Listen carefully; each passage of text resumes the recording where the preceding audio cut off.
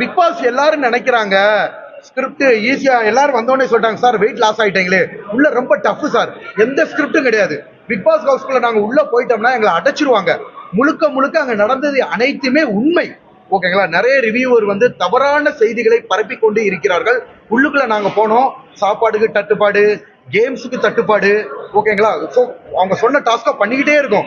ஒரு ஸ்கூல்ல படிச்சா கூட ஃப்ரீயா இருக்கும். ஓகேங்களா, இது வந்து பாத்தீங்கன்னா any time Big Boss voice வந்துகிட்டு இருக்கும். நிறைய விஷயங்களை கத்துக்கலாம், உலக அனுபவங்களை கத்துக்கலாம், வீட்டு வேலைகள் கத்துக்கிட்டாங்க. எனக்கு சுடுதண்ணி கூட வைக்க தெரியாது, பட் அங்க போய் காய்கறி கட் பண்றதுல இருந்து, பாத்திரம் கழுவுறதுல இருந்து, டாய்லெட் கழுவுறதுல இருந்து அனைத்து வேலைகளும் கத்துக்கிட்டோம். அது போக வந்து பாத்தீங்கன்னா வெவ்வேறு தரப்பு மக்களை ஒரே இடத்துல, வெவ்வேறு குணநலன்கள் உடைய மக்களை 20 பேர் ஒரு இடத்துல இருந்தா எப்படி இருக்கும் அப்படின்னு இயற்கையான உணவுகள், உணவு தட்டுப்பாடு, நம்ம எனி டைம் வேலை பார்த்துக்கிட்டே இருக்கணும். ஒரு வித்தியாசமான அனுபவமா இருந்துச்சு. பிக் பாஸ் என்பது ஸ்கிரிப்டே கிடையாது. நம்மள வந்து பாத்தீங்கன்னா பிக் பாஸ் ஹவுஸ்குள்ள அடைச்சிட்டாங்கன்னா எந்தவித ஒரு சமூக ஊடகங்கள், வலைதளங்கள் யாரையுமே நம்ம பார்க்க முடியாது, எதுவுமே தெரியாது.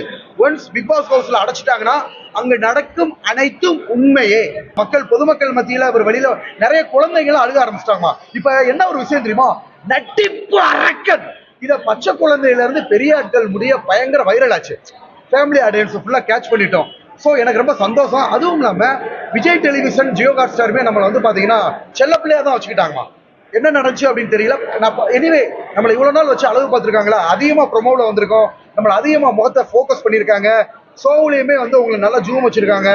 எல்லாமே வந்து பாத்தீங்கன்னா மக்கள் மத்தியில கொண்டு சேர்த்த விஜய் டெலிவிஷனுக்கும் ஜியோ ஹாட் ஸ்டாருக்கும் நன்றியை தெரிவிச்சுக்கிறோம். என்ன ரீசன், நம்ம வளர்ச்சி அடைய அடைய அடைய அனைவரோட கண்ணுமே நம்ம மேல இருக்கு. அப்ப வேணும்னே இதை திணிக்க ட்ரை பண்றாங்கம்மா. நிறைய இடங்கள்ல நான் கோபப்பட்டு எந்திரிச்சு இருக்கிறேன். அதுக்கு என்ன எவிடன்ஸ் இருக்குன்னு கேட்டேன். என்ன எவிடன்ஸ் இருக்கு, ஏதாவது ஒரு வார்த்தை காட்டுங்கன்னு அப்படியே பேப்பர் முடிக்கிறாங்க. ஸோ நம்மளோட நற்பெயரை கெடுக்கிறதுக்காக புதூர்ல பிசியோதெரபி மருத்துவமா கிளினிக் வச்சிருக்கேன். கிளினிக் பக்கத்துல ஃபோர்ஸ் பண்ணி வீடியோ கேட்டிருக்காங்க. அப்புறம் அந்த மாதிரி பேசுனதா தெரியலையே அப்படின்னு சொல்லியிருக்காங்க. ஸோ நிறைய யூடியூப் சேனல்கள் நம்ம முகத்தை ஆர்வமா மக்கள் பாக்குறாங்கன்றதுக்காக தவறுதலா செய்திகளை பரப்பிக்கிட்டு இருக்காங்கம்மா.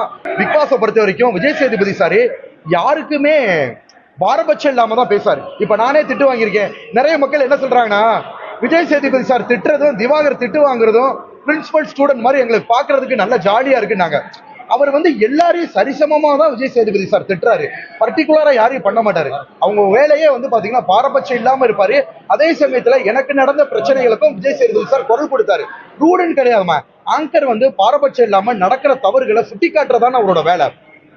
ஒரு வீட்டுல இருக்கோம், எல்லாரும் இருக்கோம், நாங்க பண்ற தவறுகளை சுட்டி காட்ட வேண்டியது சாரோட கடமை. அதுதான் வந்து பிக் பாஸ் ஹவுஸ்ல நடந்தே தவிர விஜய் சேதுபதி சார் எந்த ஒரு இடத்துல யாரையும் ரூடா பேசவே இல்லை. நீங்க கேட்டீங்க விஜய் சேதுபதி சார் அவரோட ப்ரொடக்ஷன்ல இருந்து அழைப்பி வந்தாலும் கண்டிப்பா அதுக்கும் எதிர்காலத்துல வாய்ப்புகள் இருக்கு சார். ஏன்னா பர்சனலா வந்து விஜய் சேதுபதி சாருக்கு என்ன ரொம்ப பிடிக்கும். ஸோ எதிர்காலத்தில் அந்த மாதிரி ஒரு வாய்ப்புகள் வந்தாலும் கண்டிப்பாக அதை நான் பயன்படுத்துவேன் சார்.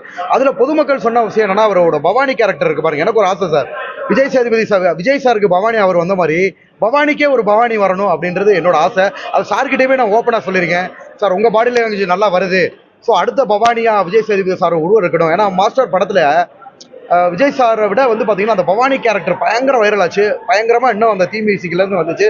ஸோ அந்த மாதிரி அடுத்த பவானியா உருவெடுத்து நிறைய பாடி லாங்குவேஜுமே விஜய் சேதுபதி சார் மாதிரி இருக்கு. நிறைய மக்களோட கருத்து தான் சார், நானா இண்டிவிஜுவலா சொன்னதில்ல. ஏன்னா நான் யாரையும் கம்பேர் பண்ண மாட்டேன், நம்மளுக்குன்னு ஒரு இது இருக்கு. ஸோ அந்த நல்ல விஷயங்களை பயன்படுத்துவோம். இதுல ஒரு நல்ல வாய்ப்பு என்னன்னா, பிக் பாஸ்ல போய் சார் கூட கான்வர்சேஷன் பண்ணது, வீக்கெண்ட்ல நான் திட்டு வாங்குறது கூட மக்கள் ரொம்ப ரசிச்சாங்க சார். எங்க 2 பேர் கான்வர்சேஷனும் பிரின்சிபல் ஸ்டூடெண்ட் மாதிரி இருக்கு அப்படின்னு சொல்லிட்டு அது கூட எல்லாரும் ரசிச்சாங்க. ரொம்ப ஹாப்பி. சார் வந்து யாரையுமே வேணும்னு திட்டல சார், அவங்களோட கருத்துக்களை தான் சொன்னாங்க. ஸோ இந்த விஷயங்களை வந்து இந்த படங்கள் மூலியமா, நம்ம திவ்யா படம் மூலியமா இந்த பிக் பாஸ் அனுபவங்களை நான் பகிர்ந்துக்கிறதுல ரொம்ப சந்தோஷமா இருக்கும், ரொம்ப மன மகிழ்ச்சியாகவும் இருக்கு சார்.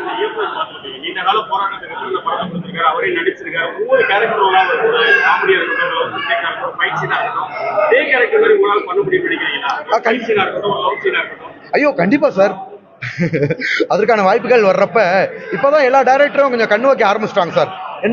இனி வர்ற காலங்கள்ல வந்து பாத்தீங்கன்னா இது எல்லாமே நம்ம பிளே பண்ற மாதிரி தான் வரும். இப்ப ஒரு 5 படங்களை சின்ன சின்ன வேடங்களை தான் நடிச்சிருக்கோம். பட் அது நல்ல என்ட்ரி, மாஸ் ஹீரோ என்ட்ரியா கொடுத்தாங்க. ஃபர்ஸ்ட் படமே விஜய் சேதுபதி சார் படம் தான், ஏஸ் அப்படின்ற ஒரு மூவி. அதுலயும் ஒரு நல்ல என்ட்ரி தான் கொடுத்தாங்க.